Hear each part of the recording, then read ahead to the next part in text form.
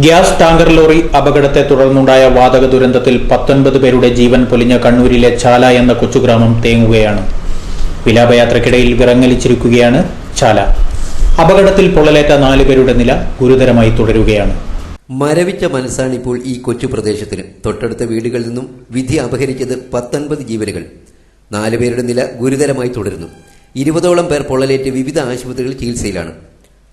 പിതാവ് പോയതറിയാതെ മകൻ മരണപ്പെടുന്ന ദയനീയത, മകൾ മരിച്ചതറിയാതെ വിധിക്ക് കീഴ്പ്പെട്ട പിതാവ്, മാതാപിതാക്കൾ പോയതറിയാതെ മരിച്ച മക്കൾ. വാക്കുകൾ കൊണ്ട് വിവരിക്കാനോ സ്വാന്തനിപ്പിക്കാനോ കഴിയാത്ത ദുരന്തഭൂമിയാണിപ്പോൾ ചാല ഭഗവതി ക്ഷേത്ര പരിസരം. ചാല ദേവീനിവാസിൽ പ്രകാശന്റെ ഭാര്യ രഗിന, ചാല അമ്പലത്തിനടുത്ത ശ്രീനിലയത്തിലെ കേശവമാരാർ, ലത എന്നിവരാണ് മരിച്ചത്. റംല ഹൌസിൽ റിസ്വാൻ എന്ന 12കാരൻ പരിയാരം മെഡിക്കൽ കോളേജിലാണ് മരണപ്പെട്ടത്. ദേവീനിവാസിൽ പ്രകാശൻ, അച്ഛൻ കൃഷ്ണൻ വൈദ്യർ, അമ്മ ദേവി, സഹോദരൻ പ്രസാദ് എന്നിവർ കഴിഞ്ഞ ദിവസം മരിച്ചിരുന്നു. ഒരാൾ പരിക്കേറ്റ് പരിയാരത്ത് ചികിത്സയിലാണ്. കേശവമാരുടെ ഭാര്യ ശ്രീലത 2 ദിവസം മുമ്പാണ് മരിച്ചത്. ഇതോടെ മകൻ അജിയൻ തനിച്ചായി.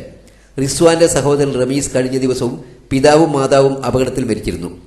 ഇതോടെ ഈ കുടുംബത്തിൽ അപകട സമയത്ത് ഗൾഫിലായിരുന്ന 2 സഹോദരന്മാർ മാത്രമാണ് ബാക്കിയായത്. മരണസംഖ്യ ഉയർന്നതോടെ കേരളം കണ്ട ഏറ്റവും വലിയ ഗ്യാസ് ടാങ്കർ ദുരന്തമായി ചാലയിലേത് മാറുകയാണ്. സമാനമായ അപകടം 2009 ഡിസംബർ 31 കരുനാഗപ്പള്ളിയിലേതായിരുന്നു. 12 പേരാണ് മരിച്ചത്. പൊള്ളലേറ്റ 2 പേർ ഇപ്പോഴും ചികിത്സയിലാണ്.